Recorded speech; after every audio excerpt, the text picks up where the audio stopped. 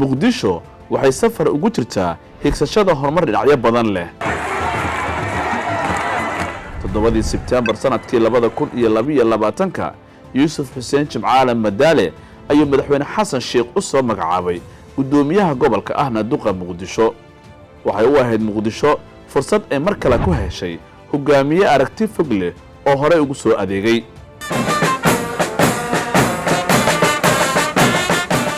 dib u dhisa kaabayaasha dhaqaaluhu waxay ahaayeen wadada Muqdisho ay ku higsanaysay dhanka horumarka bulshada waxyaabaha aan ahmiyadda siinayna amba awlawiyaadka koobaad aan siinayna waxay ahayd koow amniga caasimadda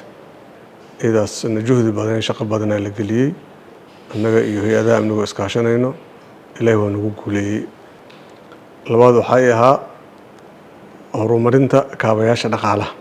Madaale waxay ku riqineen dalka ku dhis $1 iskaashi wax lagu qabto haddana tii ayaan soo rogaal celinay in aan isku tashi wax ku qabsano haddana saad la socoteen ilaa 15 wado ayaan maraynaa oo jaa 4 la xarig jaray midna mar waan xarig jari doono inta kalena shaqada ay ka socoto fadhiisinta shaqada iyo shaqaalaha dawladda hoose iyo gobolka Banaadir waan xilligaas markii la soo magacaabo aan qorshe u dejiyay istiraatiijiyada aan dejiyay sanadka 2023 qaabkan ugu shaqeyn lahaynay iyo saan u fadhiisan lahayn shaqaalaha wadarta guud ee wadooyinka dib loo dhisay caasimaddu waa 15 wado oo kala ah wadada Taleex degmada Hodan oo dhererkeedu yahay 1200 mitir wadada Cali Mahdi ee degmada Cabdicasiis oo ah 750 mitir wadada Maxamuud Xarbi ee degmada Warta Nabadda oo ah 1100 mitir wadada Liberia ee degmada Waabari oo dhererkeedu yahay 740 mitir wadada Suuq Bacaad ee degmada Yaaqshiid dhererkeedu waa 420 mitir wadada Oodweyne ee degmada Daynile dhererkeedu waa 4000 mitir wadada Ciise Cabdi Gubta ee degmada Daynile waa 3000 mitir wadada X Control ilaa Xoosh waa 1000 mitir wadada KBB ee degmada Hodan waa 950 mitir wadada Macaani ee Garsbaale waa 3000 mitir wadada Vio Moscow ee degmada Waabari iyo Xamar Jajab dhererkeedu waa 2000 mitir wadada Jamhuuriyadda degmada Karaan waa 2300 mitir wadada Macallin Nuur ilaa Dabakaayamadu ee degmada Dharkanley dhererkeedu waa 1900 mitir wadada Dhaxmarta degmada Kaxda dhererkeedu waa 1000 mitir wadada xiriirisa isgoysyada Karaan iyo Liido waa 1300 mitir dhererkeedu wadooyinkan qaarkood waa la xarig jaray oo bulshada ayaa hadda isticmaasha halka kuwa kalena wali hawshoodu ay socoto dib u dhiska wadooyinka Muqdisho waxa uu rajo badan geliyay bulshada caasimadda ka soo muuqaalka cusub ee Muqdisho haddana dhanka horumarka ganacsiga ay kaalin fiican ku yeesheen muddada la soo dhaafay sanadka ahayd waxa uu qabsoomay hawlo dhowr ah oo isugu jirto wadooyin oo aan runtii aan dhisnay kuwa aan dayactirnay xarumo aan dhisnay iyo sidoo kaleente bridgeyo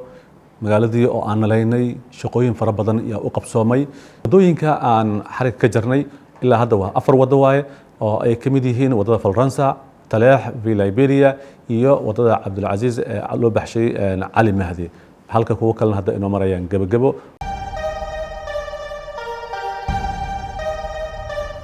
waxa ay ganacsade degan xaafada Taleex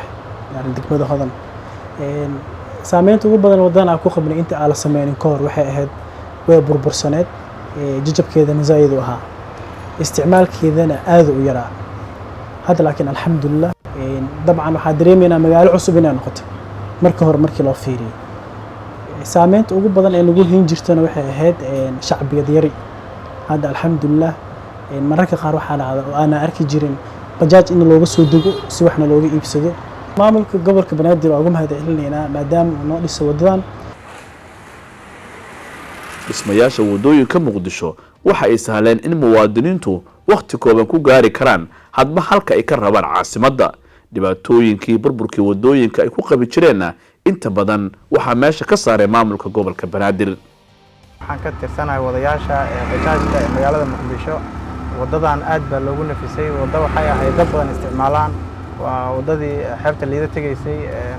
jimcaha iyo khamiista dad badan isticmaala godad badan lahayd jaam badan ka dhici jiray marka aad iyo aad hadda dawladda way dhistay wadada wasaan u qurxoon dhamaantay aad ugu mahadsan gobolka Banaadir shaqada ay qabteen waa shaqo loo baahnaa inay qabtaan waxaanan leenahay waa ku mahadsantihiin waxaana u baahannahay inaad waddooyinka jajaban oo kalena saan oo kale u dhistiin. dhinaca kale dib u dhiska waddooyinka muqdisho waxay bidhaamiyeen fursadaha maalgashi ee ka jira caasimadda iyo kobaca dhaqaale ee caasimaddu inuu dhaqaaq fiican sameeyo.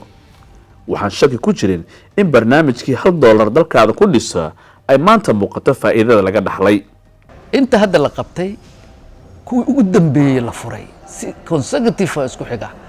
ayaa muddo gaaban waxaa lagu dhisay jidad halbowlow ah magaalada. dadkii hadda dukaaminkii iyo shirkadihii waxay aad u dareemeen inay hawshii uga fudatay oo ganacsigoodii u aad iyaguna waxaa laga rabaa inay canshuur fiican siiyaan gobolka. xaqiiqatan magaaladani haddaysan waddo ahayn waxba kama socon lahayn. ka horna dhib baa lagu qabay. hadda waxaad moodaa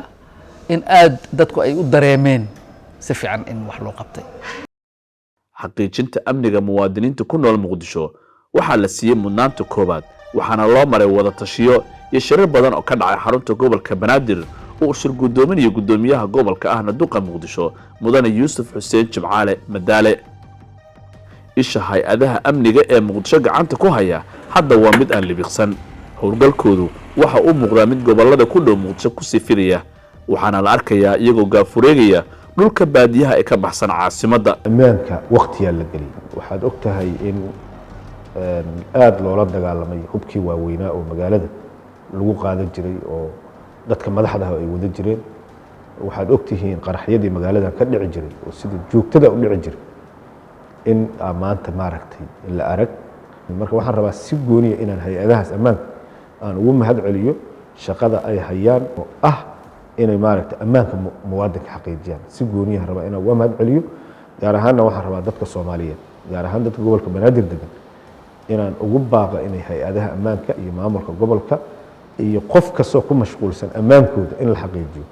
inay la shaqeeyaan. maandooriyuhu waxa uu ahaa mid ka mid ah waxyaabaha amniga muqdisho halista gelin jiray. fagaarayaasha ayaa la soo dhoobay laguna gubay halka dadka ka ganacsanayana sharciga la soo taagay. kormeer joogto ah iyo howlgallo lagu baacsanayo kooxaha argagixisada iyo ciyaar weero waxay sanadkii tagay ka mid noqdeen shaqo maalmeedka maamulka gobolka Banaadir iyo hay-adaha ammaanka oo ka suuliyay muqdisho kadib markii ay gacan weyn ka heleen shacabka muqdisho oo hadda si ka duwan sidii hore uga fakara amniga caasimadda. maamulka gobolku waxa uu muujiyay sanadkii 2023 sida xaqiijintii amniga muqdisho ay shacabka iyo mas'uuliyiinta dawladda u wada bogaadiyeen kadib kulamo dhowr oo lagu qabtay qaar ka mid ah degmooyinka gobolka Banaadir taas oo dhinac socdeen abaabulka dadweynaha iyo isu soo baxyo lagu qabtay garoomada muqdisho kuwaas oo muhiimadoodu ahayd adkeynta amniga iyo la dagaalanka cadawga. dhanka horumarinta adeegyada bulshada gobolka Banaadir sanadkii tagay waxa ay u ahayd hirgelinta waxqabad la taaban karo. korarka waxbarashada gobolku waxa uu gaaray heer aad u sareeya. tirada iskuuladii bixin jiray waxbarashada lacag la'aanta ee ku yaala gobolka Banaadir oo markii hore ahaa 25 iskuul hadda waxaa la gaarsiiyay 45 iskuul halka tirada ardada wax ka baran jirtay dugsiyadaasna ay ahaayeen 18,000 hadda la gaarsiiyay 64,000 oo si lacag la'aan ah wax uga barta iskuulada ku yaala gobolka Banaadir. waxbarashadaas waxaa ka mid ah qaybta tifidka oo farsamada aan ku soo kordhinay ardaydaas 64,000 oo arday aan hadda soo sheegnay waxay u tagaan goobaha waxbarashada ee gobolka Banaadir ku nool 60 maalin oo nolol maalmeedka shaqada waxbarashada ay ka mid tahay. gobolka waxbarashada meesha maraysa garaafkii shalay meesha taagnaa maanta waa ka sareeyaa. dhanka caafimaadka goobo badan caafimaad ayaan maxaa la yiraahdaa aan ku soo biirinay intaan joognay sanadka. waxa ugu muhiimsan MCA aan ka furnay xaawtaaka degmada Wadajir. waxaan ku soo kordhinay dadka aan soo gaari karin goobahaas caafimaadka baawur oo soo qaada oo guriyahooda ugu tagta. gudoomiyaha gobolka ahna duqa muqdisho yuusuf xuseen jimcaale madaale ayaa si gaar ah ahmiyad u siiyay wax ka qabashada duruufaha haysta qaar ka mid ah danyarta ku nool caasimadda. qaarkood oo caafimaad ahaan dalka wax looga qaban waaye ayuu u diray dalka dibadiisa si loo soo daweeyo halka kuwa gudaha uu u muujiyay garab istaag buuxa. cabdi maxamed xalane 4 ka mid ah caruurtiisa ayuu 6 May ee sanadkan ku waayay dhismo ku soo dumay oo ku yaala degmada Shangaani. alxamdulillah annagoo taladu naga walaacsantahay isku murugsanayo dhagaxii daldalayno meydkii soo bixinayna ayaa gurmad waxa noo yimid gobolka Banaadir. gudoomiyaha iyo gobolka Banaadir waxay muujiyeen garab istaag weyn wax weynna waa ila qabteen dadku wax dheefkay fiiriyaan laakiin waxaa ka muhiimsan kalsoonida qofku uu kuu muujiyo iyo siduu kuu qadariyo waan uga mahad celinayaa maamulka gobolka banaadir oo gudoomiyuhu uu weyn yahay والله waxaan dareemay micnaha nin mas'uuliyad oo dawladda ku dhex nool inaan ahay oo dalkii mas'uuliyad ka jirto maamulka ayaan dareemay kalsooniya ugu beerantay aniga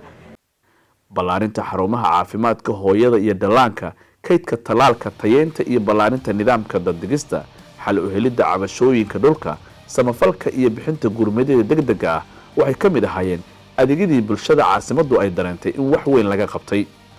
haweenka gobolka banaadir waxay lafdhabar u ahaayeen howlo badan oo maamulka gobolku uu xaqiijiyay bulshada anagu waxaan ka nahay haweenka dadka ugu badan uguna nugul kaliya marka lagu xasuusanayo inuu dhiso wadooyinka kaliya wuxuu dhisa qalbiyada dadka xanuunsan ee aan lahayn casabada ama xildhibaan ama wasiir iyo cid u damqata aan lahayn wuxuu wax weyn ka bedelay dad badan oo nolosha ka qustay oo ay ka mid yihiin haddii aan fiiriyo kiisaska mucjisada ah gabadha yareedee ramla oo ugu yaraan 50 kiilo wax ka badan adduunka markii loo soo bandhigay luqad walbana looga turjumay dhaqaatiirtina ay noqotay mid ay la yaabeenba kiiskaas ramla waxay ahayd gabar yar oo 12 sano ayadoo jirta xanuun haleelay kadibna ku go'doontay guriga dhexdiisa ehel iyo asuuladna cid kale uma noqon waxay u noqotay qolka 4 mitir ah ay nolosheeda ku qaadanaysay wuxuu maanta sababay inay banaanka timaado ayadoo qurux badan dukaamaysato banaanka aado ayadii hooyadeedba farxad ay ku noolaadaan sidoo kale gudoomiyaha dadkii uu caawiyo waxaa ka mid ahay deeqo oo ah gabar Soomaaliyeed hooyo ah caruur haysato ayadana nolosha ka quusatay baraha bulshada ku ayso waxa cajiiba marka dadka dhan ee aan dirayna inta badan gudoomiyaha wuxuu ahaa mid asagu arkaayo ee noo diray kaliya kuwa u keenayna ma aha inta badan wuu arkaayo waad aragteen gabadhii kiiskii guriceel ka dhacay hooyada Soomaaliyeed ahayd qofka ugu horeeyay ee u damqaday ee ka dhiibay lacagta 20,000 ahaa waxa ugu dambeeyay marka hadda macallin Cali oo asagana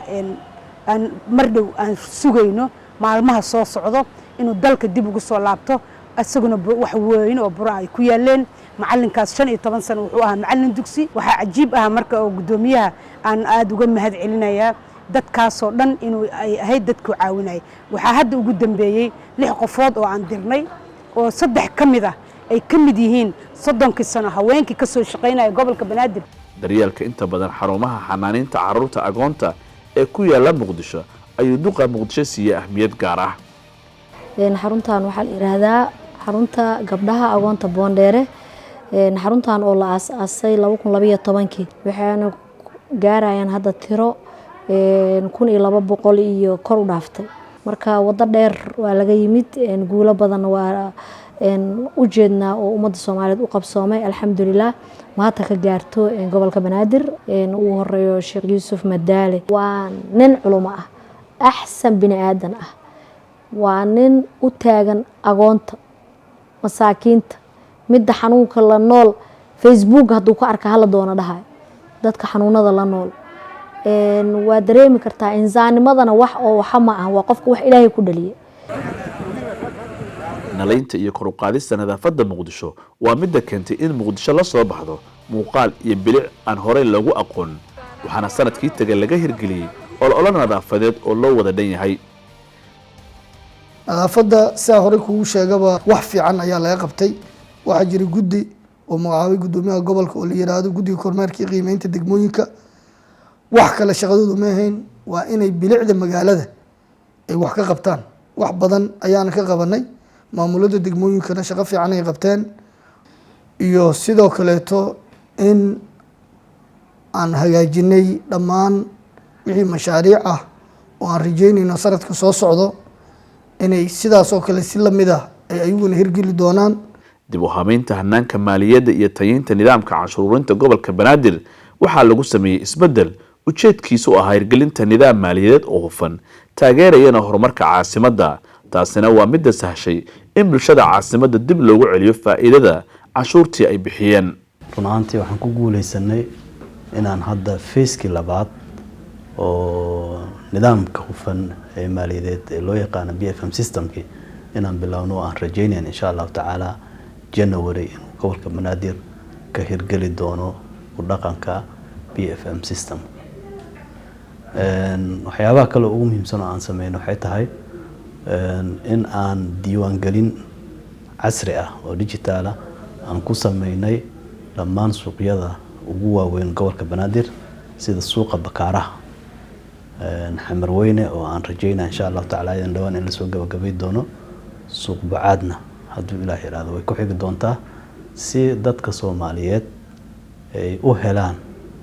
ayna u ogaadaan in qarashka laga qaadayo ha ahaada canshuur oo ku dhacayo qasnada dawladda hoose. ka sokow doorka iyo saameynta muuqata ee maamulka gobolka Banaadir uu ku leeyahay go'aamada masiiriga ee dalka gaar ahaan shirarka golaha wada tashiga qaran haddana waa laf dhabarta dagaalka dib u xoreynta ee ka socda dalka marka la eego maamulka iyo shacabkuba siday u garab istaageen ciidanka qalabka sida.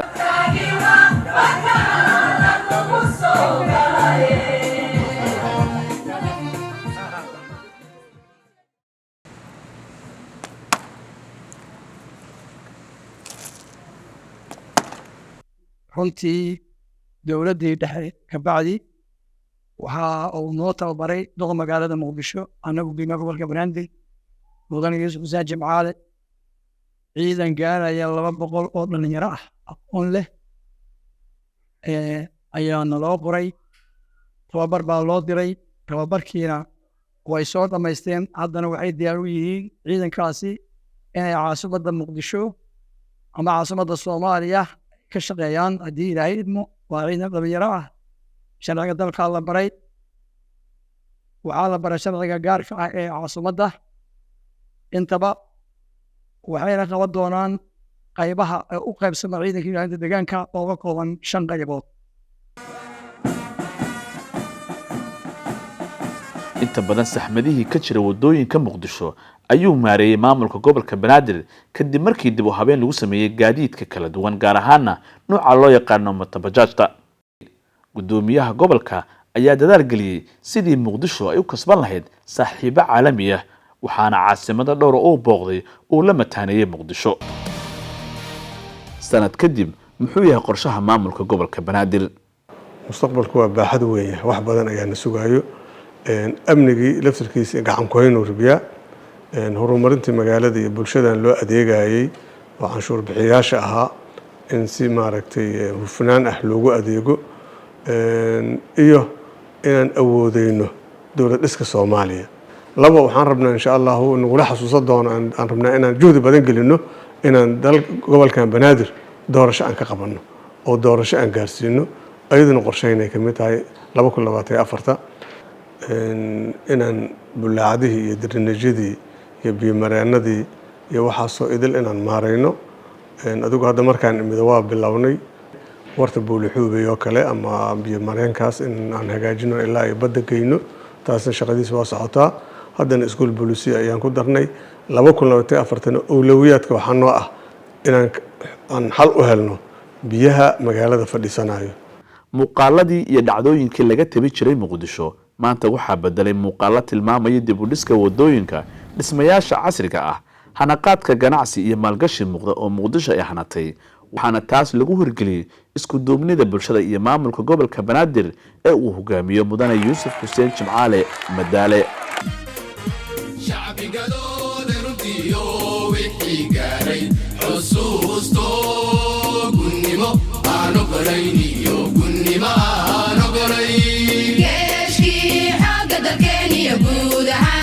ciidankeeni geesiyaasha ahaayeen loo gardaashay dagaalka